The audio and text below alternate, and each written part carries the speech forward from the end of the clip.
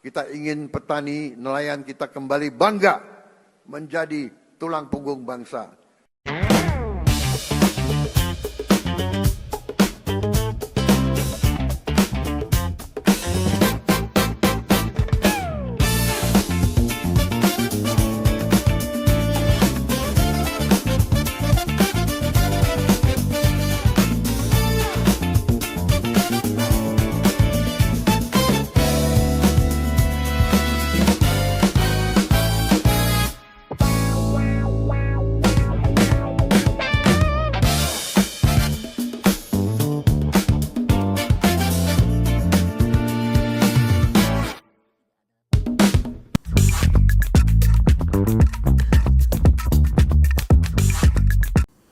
Halo Sobat Antara, ketemu lagi di podcast Antara Close Up bersama saya Nabila Karisti.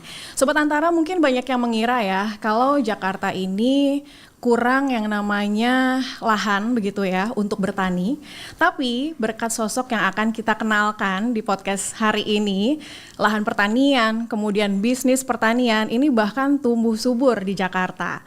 Nah, dia ini juga pernah dinobatkan sebagai Duta Petani Milenial 2021 dan juga Young Ambassador Agriculture ya di 2023. Dan kita akan langsung ajak ngobrol aja, ini dia Ahmad Fahrizal atau yang akrab disapa dengan Bang Rizal. Bang Rizal. Apa kabarnya Bang? Baik, Kak Nabila. Iya, senang banget bisa ngundang Bang Rizal ke sini. Dan aktivitas terakhir berarti ini ya masih berkutat di pembibitan alpukat. Pembibitan alpukat di Jakarta. Boleh cerita mungkin seperti apa sih itu kegiatannya? Kalau di Jakarta, di Betawi itu nggak lengkap rasanya kalau kita nggak pantun, Kak. Jadi betul. perkenalan dirinya pakai pantun ya. Ke terminal membeli sendal. Cakep. Cakep. Pilih-pilih di dalam kaca. Cakep. Perkenalkan, saya Rizal, petani milenial, salah satu petani dari DKI Jakarta. Wey, mantap. Ngomong-ngomong tentang pertanian atau alpukat Cipedak, awalnya saya memang dari akademisi pertanian, Kak. Saya sekolah SMA terakhir itu di Sekolah Pertanian Jakarta, satu-satunya sekolah pertanian yang ada di Jakarta, di Jagakarsa. Dan lagi-lagi saya tinggal, besar, lahir itu di Jagakarsa. Jadi anak putra Betawi atau putra daerah Jagakarsa wajib menjaga sumber daya genetik yang ada di situ. Iya. Begitu. Dan salah satunya itu ya alpukat Cipedak yang harus dilestarikan. Cipedak gitu. Dan yang melatar belakangi pertanian saya adalah hobi. Rasa senang saya di pertanian itu yang membawa saya kayaknya saya passionnya di pertanian deh gitu. Apa sih yang bikin itu jadi passion? Apakah misalnya dari kecil memang sering berkecimpung di dunia pertanian misalnya sama orang tuanya atau gimana tuh? Sebetulnya kalau berkecimpung enggak ya, karena dari orang tua saya udah enggak punya lahan pertanian, Kak. Tapi karena masih ada lingkungan saya, lingkungan pertanian. Jadi kalau anak-anak sekarang nyebutnya bolang ya, Kak ya. Sering ke kebun-kebun, sering ke empang, sungai dan sebagainya. Sawah, gitu. Nah, itu masa kecilnya bahagia jadi gitu. Ada cerita ya? Ada cerita dan itu yang melatar belakangnya saya passion di pertanian. Coba bisa cerita sama saya apa sih yang membuat itu jadi seru, jadi asik sampai akhirnya sekarang udah deh nggak melirik dunia kerja yang lain ya, udah fokus di pertanian aja karena saya mungkin kalau sebagai perempuan saya pribadi misalnya takut kotor, terus males sentuhan dengan tanaman karena mungkin bisa alergi dan lain sebagainya. Tapi kalau Bang Rizal sendiri melihatnya seperti apa? Experience-nya gimana tuh? Iya memang unik ya. Dulunya saya memang latar belakangnya sempat bekerja, Kak. Sempat bekerja dan di CPNS bahkan. Di Jakarta Utara waktu itu penyuluh pertanian. Masih berkutat di pertanian lah ya. Masih, tapi karena memang saya passionnya di situ. Kemudian saya memilih untuk berhenti di tahun 2011 itu dikarenakan kayaknya asikan di alam deh, Kak. Bebas, bisa ngatur waktu, kemudian juga bisa bereksperimen. Dan yang tidak kita banyak ketahui dari pertanian itu, petani banyak investasinya, Kak. Banyak investasinya? Iya. Gimana tuh? Kan kalau kita tanam satu benih, satu biji padi kita tanam, itu kan beratus-ratus biji padi yang akan kita dapatkan. Itu belum bicara masalah cuannya. Yang kedua, kita tanam bibit alpukat satu biji itu bisa menghasilkan ratusan bahkan ribuan buah alpukat yang bisa kita panen di tahun-tahun mendatang. Itu kan investasi. Betul, betul. Kalau kita pelihara ayam 2 ekor, itu di bulan-bulan berikutnya bisa jadi 10 ekor, beranak bisa jadi pinak 100 dia kan. ekor gitu. Itu kan investasi kan. Dan bayangkan kalau itu kita padukan menjadi pertanian terpadu. Kecil tapi menarik. Small is beautiful. Itulah Jakarta dengan pertaniannya gitu. Keren. Apa jangan-jangan sekarang Bang Rizal juga memadukan itu dengan sumber hewani lah ibaratnya begitu, dengan sumber dari tanamannya sendiri? Betul. Kayaknya nggak menarik ya kalau cuma bertani satu komoditas aja gitu. Jadi kita harus padukan antara pertanian dengan perikanan atau peternakan walaupun kecil sedikit, minimal kata Pak Presiden kita itu untuk menjaga ketahanan pangan keluarga. Yap. Kalau kita nggak bisa jaga ketahanan pangan nasional ataupun ketahanan pangan negara, minimal kita sudah membantu negara ini menjaga ketahanan pangan keluarga kita. Betul, keluarga sendiri. Iya. Kalau orang lain beli cabai di warung, di supermarket, saya tidak usah beli cabai karena saya tinggal petik aja di kebun. Kalau orang lain beli ikan di tukang ikan, Tinggal kita cukup nangkep aja sendiri. panen aja Iya, gitu. iya. Dengan lahan yang kecil yang orang lain merasa itu tidak mungkin dibudidayakan di Jakarta, ternyata saya mungkin Kak. Ya. Di tangan saya mungkin, di tangan beberapa teman-teman petani milenial itu mungkin kok Kak. Ada perikanan di situ, ada sayuran di situ, ada pembibitan alpukat di situ. Tapi memang harus kita cermati, harus kita konsep dengan baik supaya pertanian ini presisi, tidak meleset ataupun tidak buang-buang modal gitu. Menghasilkan. Memang berapa besar sih lahannya yang dibilang kecil tuh? Lahan pertanian yang saya kelola di Jakarta Selatan, di Jagakarsa kurang lebih 1.000 meter Kak. Kalau di daerah mungkin kecil, kalau di Jakarta mungkin besar. Ya. Karena untuk mendapatkan lahan 1.000 meter di Jakarta saya rasa susah sekarang ini ya. Sekarang udah pembangunan rumah, banyak segala macam lah. Ada lagi bedanya pertanian di daerah dengan pertanian di Jakarta, urban farming. Kalau teman-teman di daerah punya lahan luas tapi pasarnya terbatas. Hanya mengandalkan tengkulak. Betul. Tapi kalau di Jakarta lahannya kecil tapi pasarnya besar. Ya, mudah kita untuk mengakses konsumennya. Betul. Bahkan tetangga banyak yang kepo. Oh. Gitu. Dengan kepo itu mereka bisa, saya pengen panen langsung di kebun gimana sih sensasinya. Iya. Dan sekarang banyak ibu-ibu pada punya Hidroponik di depan kemudian rumahnya, cuma buat modal itu menghiasi status WA. Tapi impactnya bagus. Ternyata buat ketahanan pangan keluarga. Betul. Ya kan? Nah itu berpeluang terhadap yang kita lakukan di Jakarta ini Kak. Kalau boleh cerita, ini alpukat Cipedak kan saya cari tahu tuh sudah ada varietas itu sejak lama gitu. Kenapa sih tertarik buat dilestarikan lagi selain mungkin karena memang putra daerah di sana, dan secara komoditas itu seberapa menguntungkan produksi dari alpukat Cipedak tersebut? Nah ini alpukat Cipedak ini pemicu Kak. Tapi tidak ada figur, tidak ada tokoh yang mencuat dari daerah asalnya. Nah saya lihat itu, kemudian saya merasa prihatin kenapa tidak anak muda yang mengambil peluang ini. Kemudian saya mencoba untuk memberanikan diri membudidayakan itu. Di Jagakarsa, di Cipedak itu hampir tiap rumah itu tanam alpukat. Tiap rumah sekarang tanam alpukat Cipedak? Tanam alpukat Cipedak. Dan hampir rata-rata tiap rumah itu panen. Wow. Rata-rata pohon induknya itu udah usia 20 sampai 25 tahun. Dan tidak sulit cara pemasarannya. Tengkulak yang datang sendiri bawa timbangan, dia yang timbang langsung di pohon begitu. Yang petik. Kalau misalnya bicara varietas dari alpukat Cipedaknya sendiri, beda sama varietas-varietas lainnya nih seperti apa nih? Kalau orang bilang ini alpukat Cipedak ini secara umum ya alpukat mentega. Kita patut mengedukasi masyarakat bahwa alpukat itu tidak ada alpukat mentega. Semua alpukat mentega kalau menurut kami Kak. Karena belum ada alpukat mesis kan. Gitu. Jadi alpukat mentega itu hanya julukan menggambarkan daging buah dan legit, kemudian warna daging buahnya cerah. Gitu. Tidak berserat.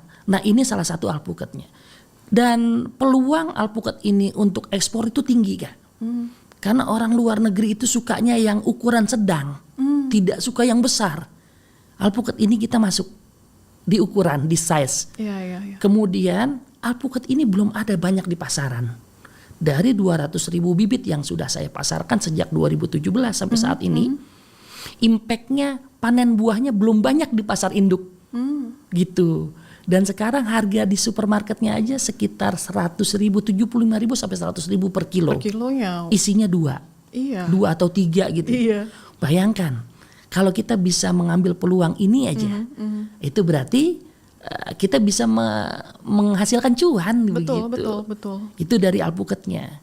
Dan kalau alpukatnya saja sudah berpeluang, apalagi bibitnya. Begitu. Makanya saya memulai dari pembibitan. Dari sekian lama 2017 sampai 2025 saya pembibitan, saya akumulasi, saya kumpulkan, saya tabung. Kemudian saya mencoba untuk membeli lahan di luar Jakarta. Oh, di mana? Di Rumpin, Kak. Oke. Di Jawa Barat. Nah, itu saya arahkan, saya prioritaskan untuk produksi buahnya di situ.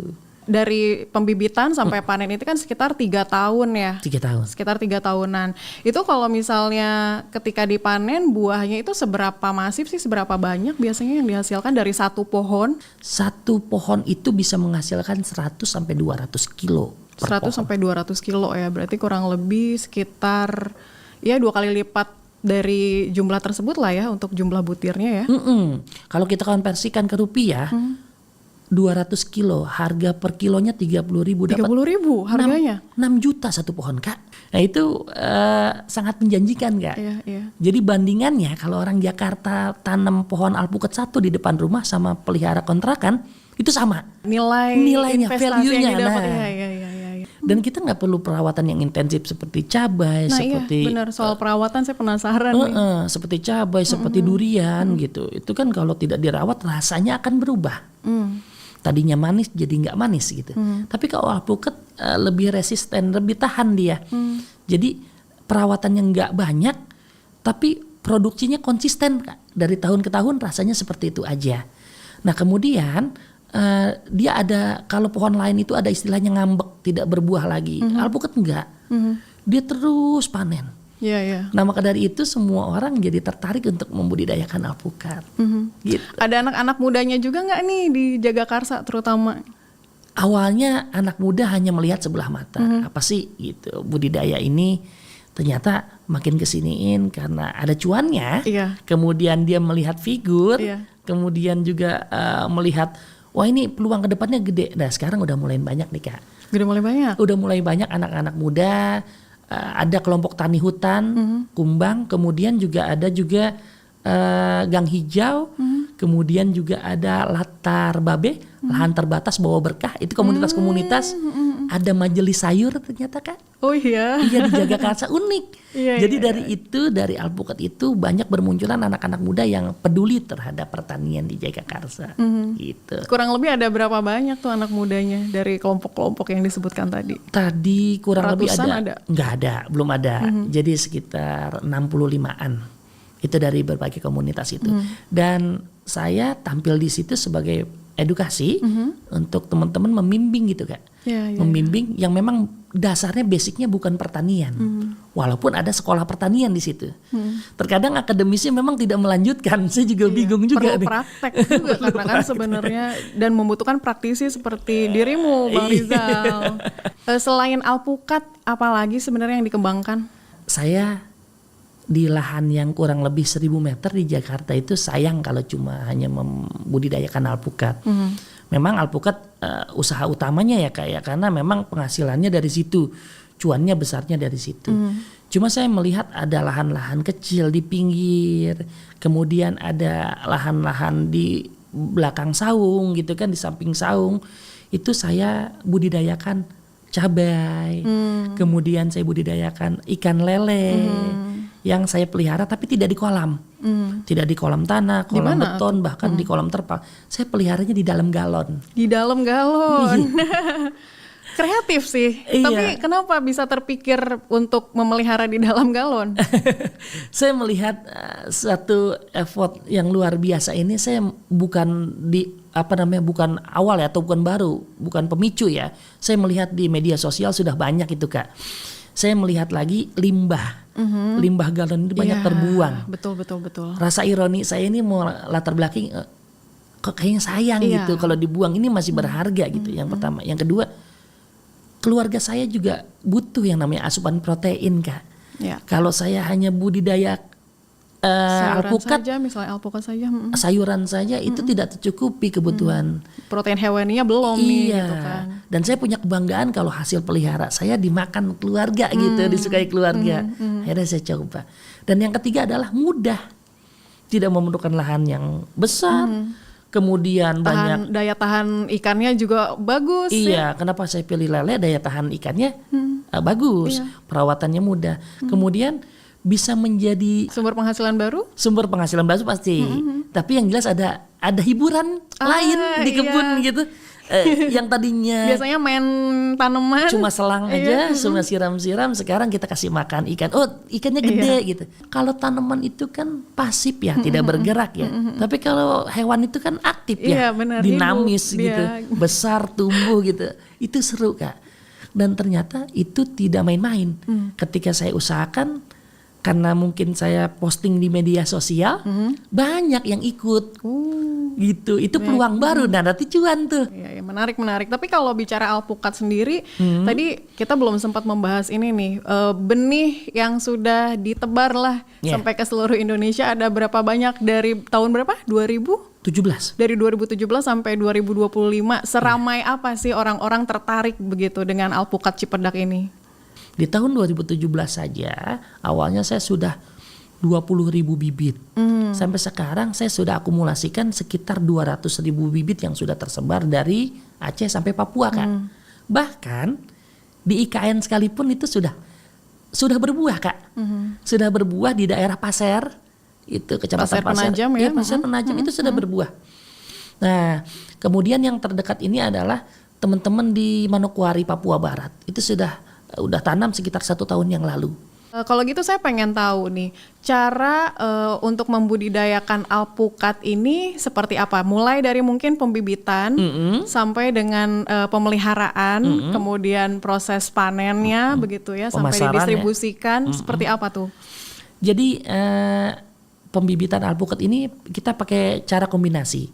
Pertama kita pakai biji yang memang perbanyakan generatif, biji alpukat itu. Dan sekarang itu Kak, saya dapat sumber biji itu, biji alpukat, bayangin kalau 1.000 bibit berarti kan harus 1.000 biji. Pertanyaannya dari mana saya dapat biji alpukat sebanyak itu? Betul, dari mana tuh? Dari pasar induk Kak. Karena Jakarta punya pasar induk, semua alpukat dikirim ke Jakarta. Tentu banyak yang over cooking kan, banyak kematangan kan. Betul. Dan dari kematangan itulah bijinya ternyata di pasar induk itu banyak pengumpul biji Kak. Oke, berarti ngambil benihnya nih dari pengumpul yang ada di pasar induk. Kemudian ditanam. Setelah 2 bulan kita lakukan proses sambung pucuk. Jadi berapa ribu bibit biasanya untuk diproduksi? Biasanya saya 1.000 bibit. 1.000 bibit per bulan. Per bulan ya. Dan itu berarti konsumen juga memang beli bulanan juga kurang lebih segitu. Bahkan lebih. Nggak ada jaminan kalau pembibitan itu. Tidak Jadi terbatas ya. makanya saya sekarang tidak banyak membuat, tapi bermitra dengan kelompok-kelompok tani. Gitu. Dengan bermitra kita tinggal menyeragamkan bibit. Nanti yang dibudidayakan teman-teman sama yang dibudidayakan di kita sama. Nah inilah peranan daripada Dinas Pertanian DKI. Kita dibina jadi satu kelompok tani, kemudian diseragamkan, kemudian ada edukasi di situ. Nah dari situlah saya memberanikan diri untuk memasarkan. Di awal juga kan saya sempat mention bahwa Bang Rizal ini dinobatkan juga kan sebagai Duta Petani Milenial di 2021, kemudian yang Ambassador Agriculture 2023. Itu impact-nya seperti apa sih aktivitasnya dan kemudian bagaimana hubungan dengan komunitas muda yang ada di pertanian ini seperti apa tuh? Menarik ya Kak, sangat menarik banget. Kalau menurut saya suatu kebanggaan terbesar saya ketika saya dipilih menjadi Young Ambassador dan juga Duta Petani Milenial pada saat itu. Dari kegiatan saya di lapangan di Jakarta dengan pertanian yang kecil ini, ternyata banyak pihak yang melirik. Akhirnya saya diajak ke salah satu organisasi petani milenial oleh Kementerian Pertanian, kemudian dicampur dengan teman-teman petani milenial dari seluruh Indonesia. Itu luar biasa, Kak. Effortnya luar biasa. Disitulah terjadi jejaring usaha, kemudian silaturahmi, kemudian lihat potensi daerah seperti apa. Bahkan kita merasa kita tidak sendiri, Kak. Banyak ternyata, ada cewek, ada cowok, dan ternyata petani milenial, petani Gen Z itu cakep-cakep loh, keren-keren gitu. Iya. Nah, ini mematahkan pikiran kita bahwa petani itu dekil in the kumel. Petani nggak punya masa depan, nggak petani itu misalkan namanya juga kerja di lapangan gitu kan, jadi tidak memperhatikan mindset kita selama ini kan begitu. Jadi dengan adanya petani milenial, petani Young Ambassador itu membuka mata kita bahwa petani ternyata keren-keren loh, gitu. Petani itu ternyata mengasihkan loh, ternyata seneng loh, keren loh jadi petani, enak juga nih jadi petani, dan ternyata yang kita rasakan di Young Ambassador itu. Dan eratnya dengan komunitas dari Young Ambassador sendiri seperti apa? Networking yang bisa dibangun bagaimana? Kalau awalnya itu ya kita ada edukasi untuk persiapan ekspor seperti itu, kemudian untuk ketahanan pangan, MBG dan sebagainya nih. Jadi teman-teman itu yang usahanya di bidang penyediaan bahan makanan itu langsung direkrut, Kak.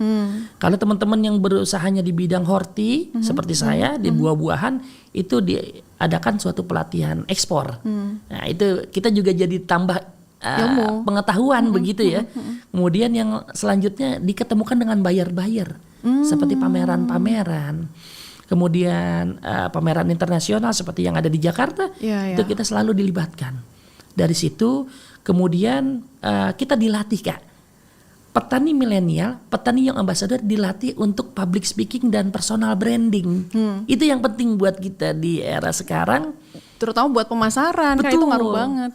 Bicara Indonesia ini kan negara agraris dengan sumber daya alamnya yang melimpah ya, tak terkecuali di sektor pertaniannya sendiri. Tapi Bang Rizal sendiri melihat proporsi jumlah anak muda, petani muda dengan lahan yang ada seperti apa, Bang Rizal? Apakah sudah memenuhi kebutuhan yang selama ini mungkin Bang Rizal selalu lakukan begitu, atau seperti apa? Karena kalau saya lihat nih di kampung-kampung begitu ya, petani-petani ya umumnya umurannya dari 40 ke atas pastinya. Itu seperti apa sih? Ya, justru dari keresahan ini saya rasa negara ini sudah mulai resah juga, kementerian sudah mulai resah ya bahwa populasi petani muda itu makin merosot ya, Kak ya. Karena minat generasi muda terhadap pertanian itu makin berkurang. Apalagi didorong oleh pengetahuan bapak-bapak petani kita bahwa jangan jadi petani seperti bapak ya, sekolah yang tinggi begitu. Jadi tanggapan itu kita sama-sama patahkan bahwa jadi petani ternyata mengasihkan loh. Betul. Jadi petani mengasihkan dan menguntungkan. Gitu. Kalau dijalankan dengan keilmuan gitu. Nah, dari peranan kita itulah makanya kita punya program yang namanya regenerasi petani.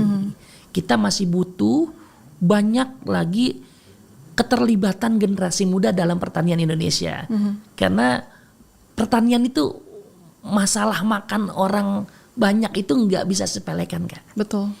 Lalu apa kira-kira berarti yang membuat para petani muda ini bisa muncul ya daya tariknya untuk menjadi seorang petani begitu? Apakah mungkin dengan inovasi teknologi yang mungkin dihadirkan atau seperti apa? Karena kan sekarang ini dunia serba digital, serba canggih begitu. Mungkin siapa tahu ya itu bisa jadi jalan buat petani muda. Saya rasa teknologi hanya menyumbang berapa persen dalam ketertarikan ya. Anak muda zaman sekarang itu butuh panggung, Kak. Butuh effort ya, butuh pengakuan begitu. Jadi butuh figur. Ketika teman-teman muda petani itu banyak yang jadi influencer dan ternyata berhasil, nah itu menjadi daya tarik kita harapkan kepada teman-teman muda. Bukan dengan teknologi di awalnya, tapi dengan keseruan apa nih yang bisa kita dapatkan kalau kita jadi petani milenial begitu. Iya. Jadi kita butuhkan itu dari presiden, mungkin dari Kementerian Pertanian. Mungkin itu cara memantik supaya mereka tertarik dulu begitu ya dalam dunia pertanian. Setelah menyelami dan akhirnya tertarik, mereka bisa lebih dalam dan akhirnya kita juga sebagai mungkin stok petani akan semakin bertambah, swasembada pangan, ketahanan pangan juga akan semakin bertumbuh gitu ya. Sama kayak awalnya kan gini, awalnya kita coba-coba, setelah kita coba jadi ketagihan begitu. Iya. Nah ternyata banyak temennya gitu. Dan ternyata menguntungkan gitu. Dan apalagi nih dari Bang Rizal melihat sekarang ini kan Indonesia mencapai visi misinya untuk meraih Indonesia Emas 2045. Kalau di sektor pertanian nih relevansinya seperti apa tuh? Itu dia.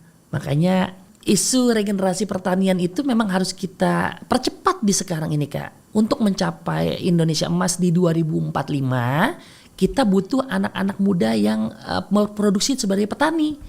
Karena tidak akan tercapai di 2045 Indonesia Emas itu kalau tidak ada stok bahan makanan gitu. Kita bisa swasembada dengan adanya para petani-petani muda yang sekarang ini kita bentuk.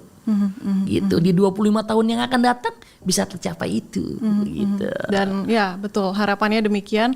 Semoga semakin banyak anak-anak muda kita yang tertarik menjadi petani karena ternyata menjadi seorang petani itu mengasihkan loh. Mengasihkan dan menguntungkan. Iya. Baik, terima kasih banyak Bang Rizal untuk ngobrol-ngobrolnya. Terima kasih banyak juga ilmunya. Dan terima kasih juga kepada Sobat Antara yang sudah menyaksikan podcast hari ini. Jangan lupa untuk menyaksikan podcast kami lainnya hanya di antaranews.com dan kanal YouTube Antara TV Indonesia. Saya Nabila Karisti pamit, sampai jumpa.